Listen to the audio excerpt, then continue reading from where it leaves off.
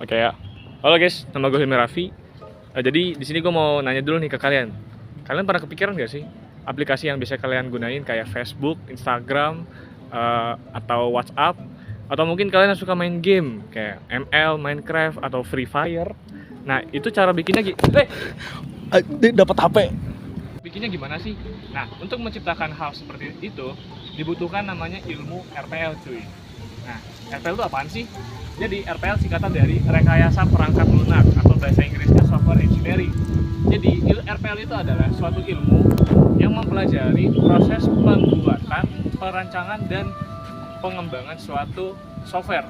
Software itu bisa berupa website atau aplikasi.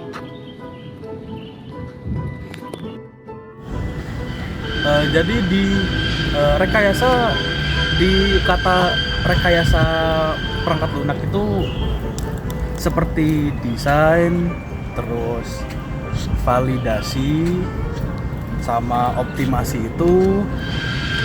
Nah, mereka itu tiga itu seperti dong, silakan dikat. Tiga, udah. Disusun secara terukur dan terstruktur.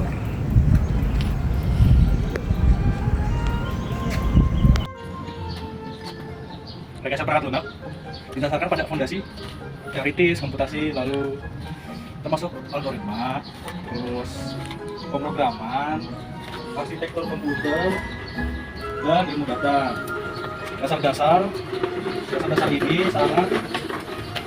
ini sangat penting untuk keberhasilan pengembangan perangkat lunak. Udah. Udah. Tadi itu RPL itu juga melibatkan pengembangan perangkat lunak untuk mengelola dan memproses informasi dalam berbagai sistem, sehingga pemahaman yang mendalam tentang komputasi sangat diperlukan. Lalu ada 18 knowledge area software engineering.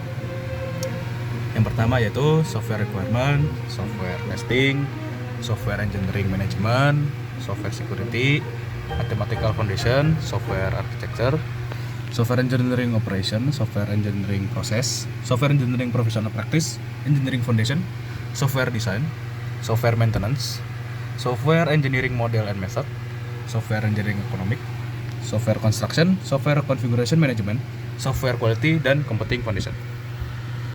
Bidang utama pertama RPL pertama adalah computer engineering.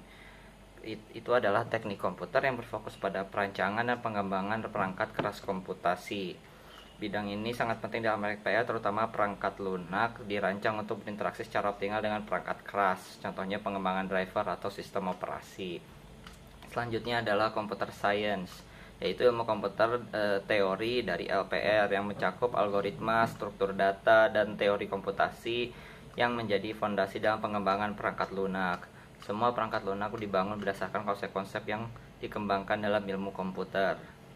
Selanjutnya adalah cyber security, yaitu adalah keamanan cyber dalam aspek penting dari RPL.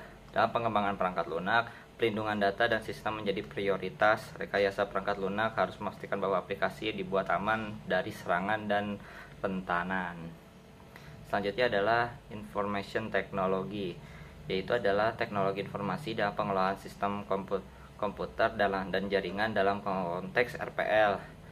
TI berfokus dalam implementasi, pemeliharaan, dan manajemen perangkat lunak dalam skala besar seperti perusahaan dan organisasi. Selanjutnya adalah information system, adalah sistem informasi yang berfokus kepada aplikasi perangkat lunak yang digunakan dalam organisasi untuk mendukung proses bisnis. Di sini RPL berperan dalam memastikan perangkat lunak berfungsi dengan baik dan dalam lingkungan yang baik dan dinamis. Terakhir adalah data science. Data science adalah ilmu data yang telah menjadi sangat penting dalam pengembangan perangkat lunak. Data science membutuhkan perangkat lunak untuk mengelola, menganalisis, dan menjanjikan data.